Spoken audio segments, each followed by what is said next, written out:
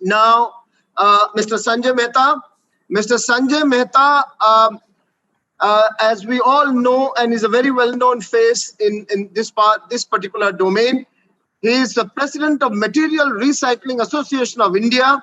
Earlier, it was called Metal Recycling Association, if I'm not wrong. It was started in 2011. The very fact that it has moved from metal to material is a thought process, a paradigm shift, if I'm not wrong.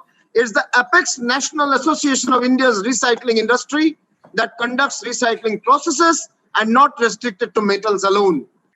Good evening, everyone.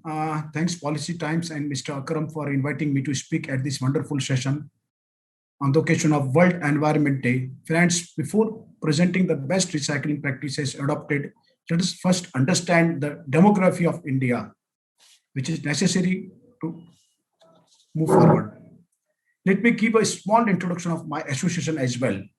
MRAI is the apex National Association of India, representing the interest of the recycling industry. Over 1,200 members with a collective strength of over 20,000 industries and employing 25 lakh people, that is 2.5 million people directly and indirectly.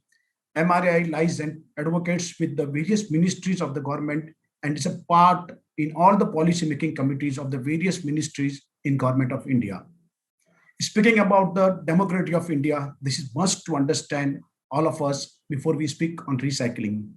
Unlike other countries, India is known for its unity in diversity owing to different cultures.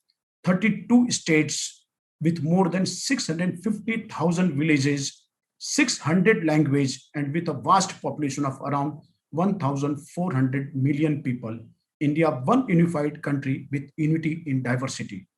Our country has been at the forefront on recycling or reusing every commodity since ages, following conventional recycling practices, while the global countries have adopted to a new ways of recycling due to rising environmental and climate concerns threats. Around 60% of our population live in rural areas with lower income. They are hesitant to adapt new innovations, fearing loss of their regular income.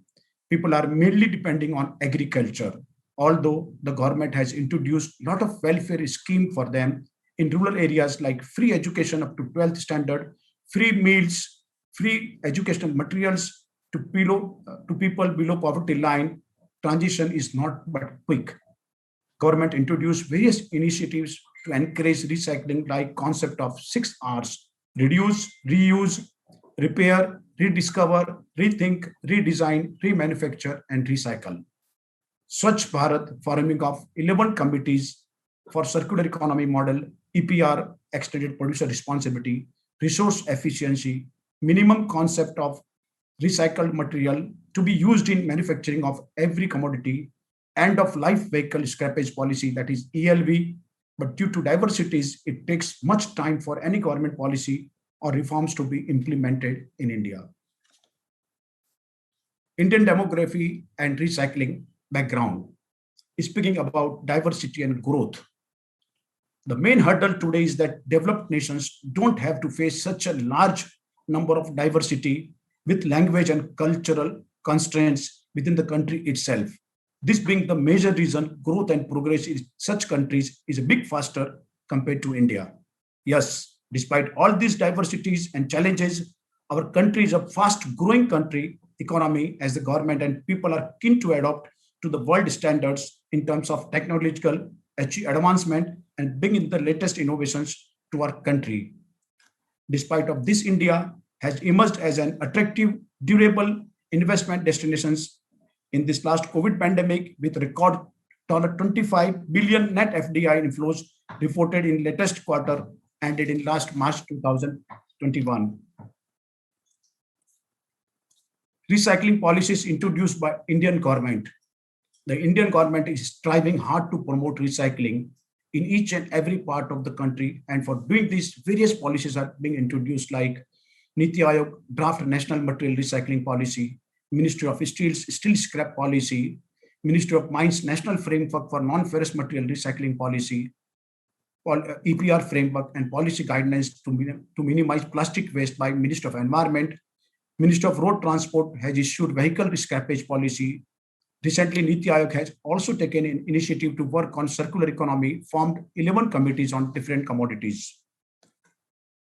Government expectations and outcome from recycling policies. Sure, for the achievement of SDG goals, that is Sustainable Development Goals, the benefit attached with the introduction of these policies are multifold, namely environmental and socio-economic, like environmental benefits, reduction of GHG emissions by 23%, 20% reductions in dependence on non-renewable virgin materials, reduced land load on landfills, and over time, through urban mining, unlock land value for commercial use, becoming an energy surplus, water positive, and carbon neutral economy as well.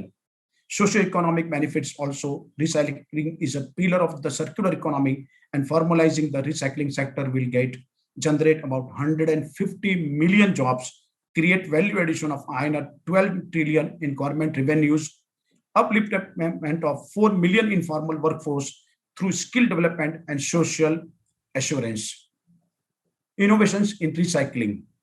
I'm happy to inform that MRAI's overseas counterpart, that is my friend from USA, Isri Robin Winner, president, along with their entire team, worked tirelessly and has come with very systematic standards, which is prepared by recyclers for the recyclers, known as RIOs, Recycling Industry Operating Standards, with a view to uplift the recycling industry. We, MRAI, are trying our best to take this proposal to the Indian government and roll out a similar standards suitable for the Indian market at the earliest with the help of ISRI.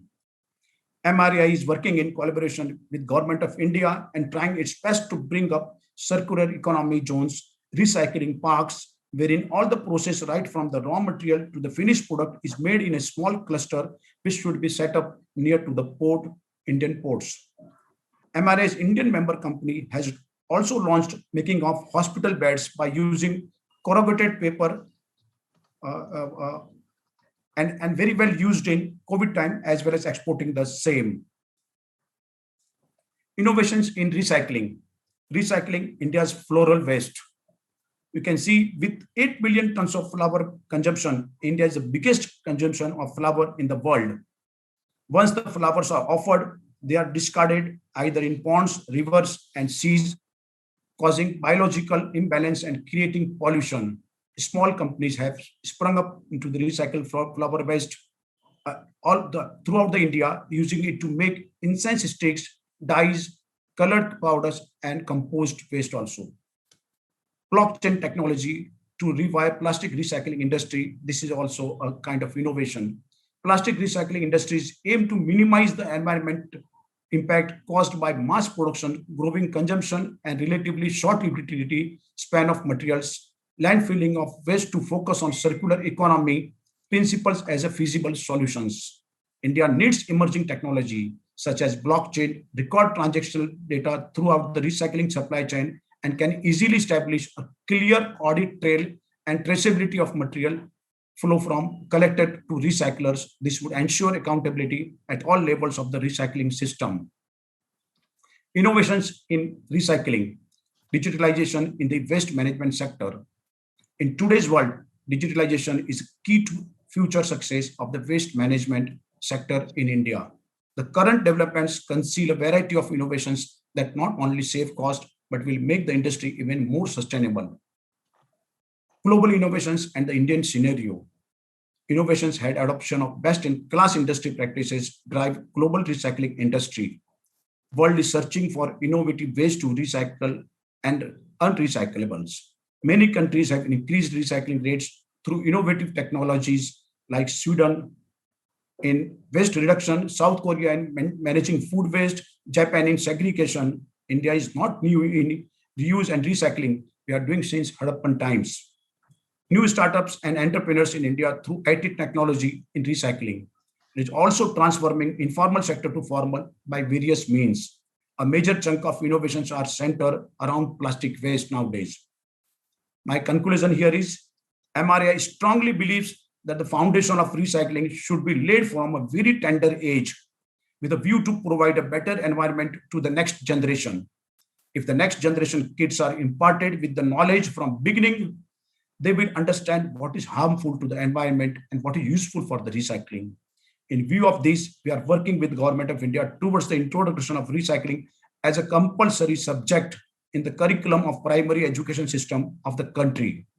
I once again emphasize that our current government is very keen to expand recycling in India from global to local level and started working on this from the last few years.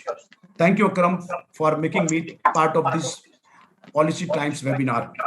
I will request, I need to play a small video of 2 minutes on this recycling. Please, Akram, allow me to play. Yeah. Thank you.